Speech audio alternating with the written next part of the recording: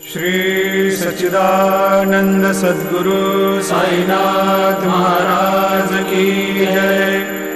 जोडोनिया कर चरणी ठेविला माथा, परिसावे विनंती माझी पंढरीनाथा।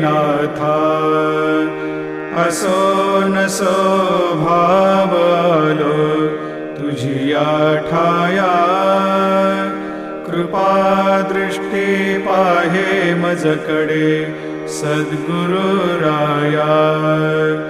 अखंडित सावे ऐसे वाटते पायी, सांडोनी संकोच ठाव थोडासा देई।